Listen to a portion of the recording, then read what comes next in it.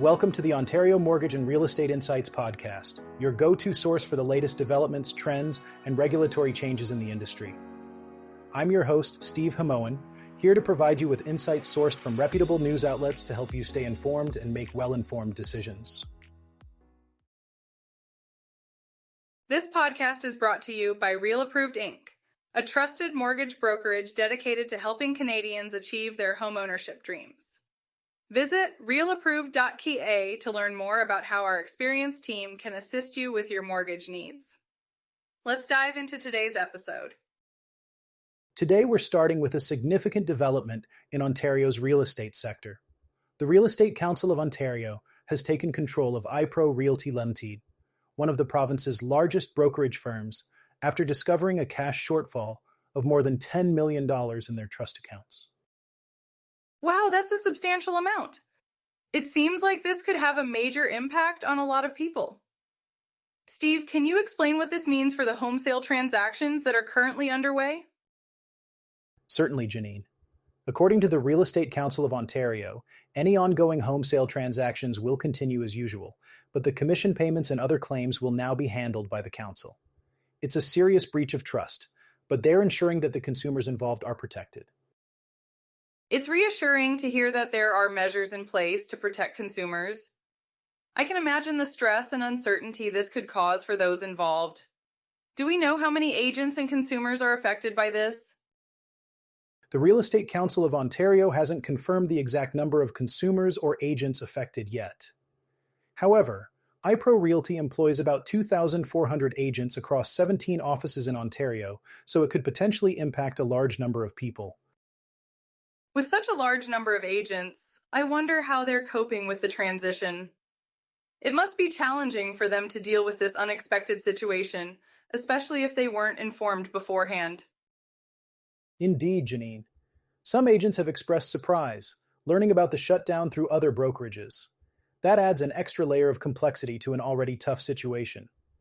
However, it seems iPro has made arrangements for its agents to transfer to a new brokerage, iCloud Realty Incorporated, by August 18th. It's good to know there's a plan in place for the agents. Transitioning to a new brokerage can be daunting, but having a clear path forward might ease some of their concerns. Absolutely. And on top of that, the Toronto Regional Real Estate Board has announced that they'll waive any fees associated with transferring from one brokerage to another for iPro members. This should help facilitate a smoother transition for everyone involved. That's a great gesture by the board. It shows a sense of community and support within the industry. It's a reminder that even in challenging times, there are people and organizations willing to lend a helping hand. I agree, Janine. It's essential for the industry to come together in times like these. We'll keep an eye on this story and update our listeners as more information becomes available. In a surprising turn of events, Ontario is seeing a surge in the number of homes available on the market. Recent data reveals that the province now has more homes for sale than at any time since 2010. This is quite a shift, considering how tight the market has been in recent years. That's right, Steve. With over 66,000 units currently listed, it's a significant change. For many potential buyers, this could mean more opportunities to find their dream home. But it also raises questions about the market's health and the factors contributing to this increase in inventory. According to a report by RBC, authored by Assistant Chief Economist Robert Hogue, the surge in listings is partly due to a slowdown in sales. In June 2025, only 16,961 sales were recorded, a stark contrast to the over 64,000 transactions seen in June 2010. That's a dramatic difference, Steve. It suggests that while there are more homes available, the demand might not be keeping pace. This could be a relief for buyers who have been struggling with high prices and limited choices, but it also indicates potential challenges for sellers.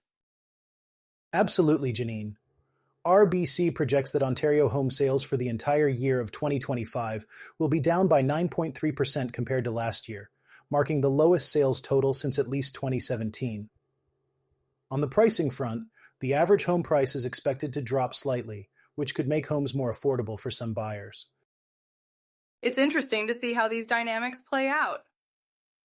While the average price of a home in Ontario has decreased by 3.5% year to date compared to 2024, it still remains quite high at $847,030.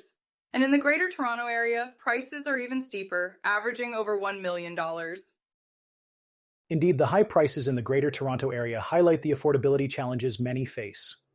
However, the declining price trend is expected to continue, potentially making homes more accessible for those who have been waiting for the market to cool down. It's a complex situation. While more inventory and lower prices might open doors for some, others still find themselves priced out. And even with the Bank of Canada's interest rates holding steady at 2.75%, affordability remains a significant hurdle. You're right, Janine. RBC forecasts that while national home sales might see a rebound in 2026, Ontario and British Columbia could take longer to balance out supply and demand. The market conditions are creating a unique environment where buyers have more options, but affordability continues to be a major issue. It's a reminder of the ongoing challenges in the real estate sector. As the market evolves, both buyers and sellers need to stay informed and adapt to these changes. We'll keep monitoring the situation and bring our listeners the latest updates. Let's shift our focus to the national scene where home sales have shown a noticeable uptick. According to the Canadian Real Estate Association, home sales in July rose by 6.6% compared with the same month last year. This is a part of a continuing upward trend after the market had slowed down in previous months. That's encouraging news, Steve. For a while, it seemed like the market was in a bit of a slump, so this boost in sales activity must be a relief for many people in the industry. What does this mean for buyers and sellers? Well, Janine, a total of 45,973 homes changed hands last month, up from 43,122 in July of the previous year. The sales rose 3.8% on a month-over-month basis from June, with transactions up a cumulative 11.2% since March. This suggests that the post-inflation crisis recovery in housing is underway. It sounds like there's some momentum building.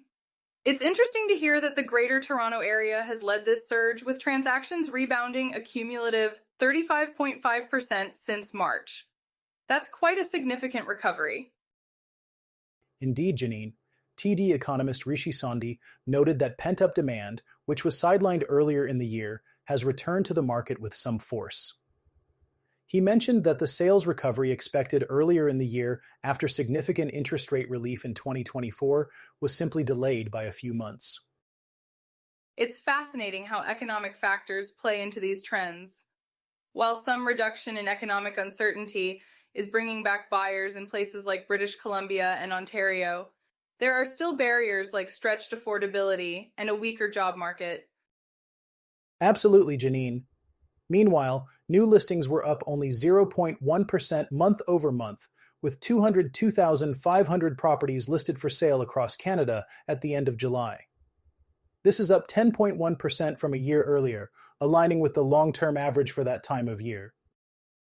So it seems like there's a balance between supply and demand, at least at the national level.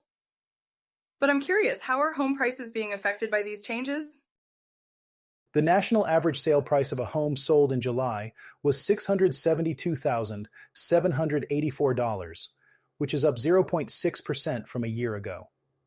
However, the Canadian Real Estate Association's Home Price Index, which aims to represent the sale of typical homes, was unchanged between June and July.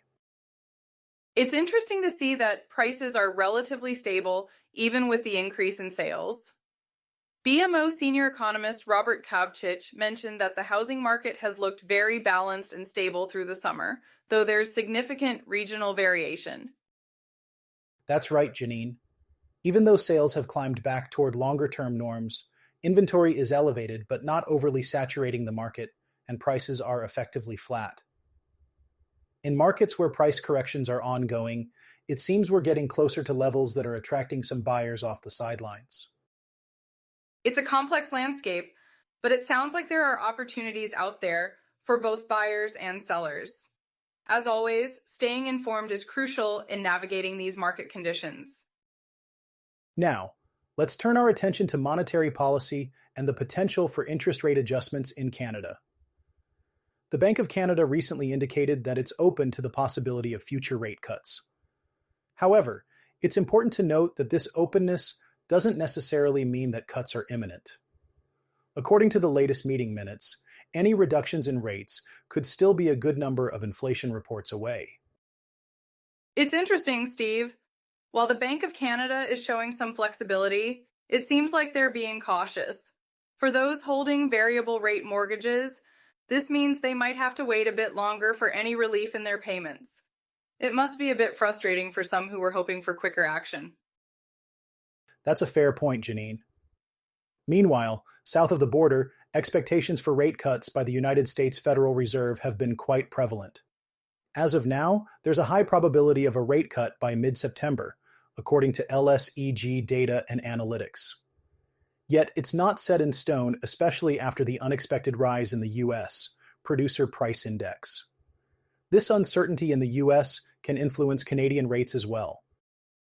It's amazing how interconnected the global economy is. Even though we have our own economic factors to consider, developments in the United States can have ripple effects on our mortgage rates here in Canada. It's a reminder of the complexity of the financial landscape. Absolutely, Janine. On the home front, it's been a relatively quiet week in the Canadian mortgage rate market. There was only a minor change, with the lowest two-year fixed rate dropping slightly to 4.34%. This is good news for those locking in until fall 2027, as they could see some savings. It's a small change, but every little bit counts, especially when it comes to long-term financial commitments like mortgages. For those exploring their options, there are regional players offering competitive rates. It's worth taking the time to shop around and find the best deal that fits one's needs. Definitely, Janine. There are some attractive offers out there, like Butler Mortgage's insured 5-year fixed rate at 3.84% in several provinces, and RateBuzz.ca's uninsured 5-year fixed in Ontario. It's crucial for potential homeowners to be aware of these options and make informed decisions. I couldn't agree more, Steve. It's all about being proactive and informed. With the current economic climate, it's essential for buyers to have a clear understanding of their financial situation and the opportunities available to them. Well said, Janine. As we wrap up today's episode, it's clear that while there are potential changes on the horizon, patience and preparedness remain key for both buyers and sellers in the real estate market. We hope our listeners found our discussion insightful and helpful. Before you go, a quick reminder, Real Approved is here to make your mortgage journey smoother. Whether you're buying your first home or refinancing, their experienced team is ready to guide you with personalized support every step of the way. Visit realapproved.ca to get started and take the next step toward achieving your home ownership goals. Catch you next time and stay informed with the latest industry insights.